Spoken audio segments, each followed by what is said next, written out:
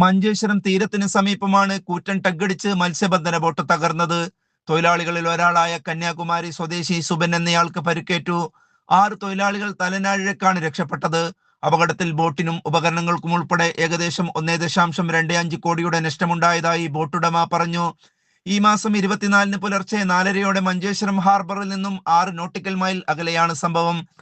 കന്യാകുമാരി സ്വദേശിനി പുനിതയുടെ ഉടമസ്ഥതയിലുള്ള സൂസന്ന എന്ന മത്സ്യബന്ധന ബോട്ടിലാണ് ടഗ് വന്നിടിച്ചത്. മംഗളൂരുവിൽ നിന്നും മുംബൈയിലേക്ക് ചരക്കുമായി പോവുകയായിരുന്ന ടഗ്ഗാണ് അപകടമുണ്ടാക്കിയതെന്ന് തൊഴിലാളികൾ പറഞ്ഞു.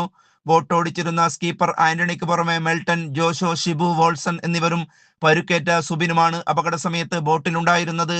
എല്ലാവരും കന്യാകുമാരി സ്വദേശികളാണ്. ഏപ്രിൽ 24-ന് നാട്ടിൽ നിന്നും മത്സ്യബന്ധനത്തിനായി പുറപ്പെട്ടവരായിരുന്നു ഇവർ.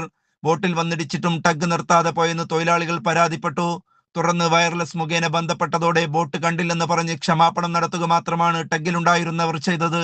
ഇവർ യാതൊരുവിധ രക്ഷാപ്രവർത്തനങ്ങൾക്കും തയ്യാറായില്ലെന്നും ഉത്തരവാദിത്തം നിറവേറ്റിയില്ലെന്നും സ്കീപ്പർ ആന്റണി ആരോപിച്ചു. ഹോൺ റോഡന്റ് എന്ന ടഗ്ഗാണ് അപകടമുണ്ടാക്കിയത്. അപകടത്തിൽ ബോട്ടിന്റെ മേൽക്കൂര, ഡെക്ക്, സ്റ്റോർ എന്നിവ പൂർണ്ണമായും തകർന്നു.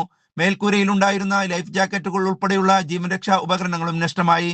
സ്റ്റോർ ഭാഗത്തുണ്ടായിരുന്ന സാമഗ്രികൾക്കും കേടുപാടുകൾ സംഭവിച്ചു. വെള്ളം കയറാനുള്ള സാധ്യതയുള്ളതിനാൽ അതീവ ജാഗ്രതയോടെയാണ് തകർന്ന ബോട്ട് മഞ്ചേശ്വരം ഹാർബറിൽ എത്തിച്ചത്. സംഭവത്തിൽ കുമ്പള ഷിറിയ കോസ്റ്റൽ പോലീസ് കേസെടുത്ത് അന്വേഷണം ഊർജിതമാക്കി. പോലീസ് തൊഴിലാളികളെ മൊഴി രേഖപ്പെടുത്തുകയും ചെയ്തു.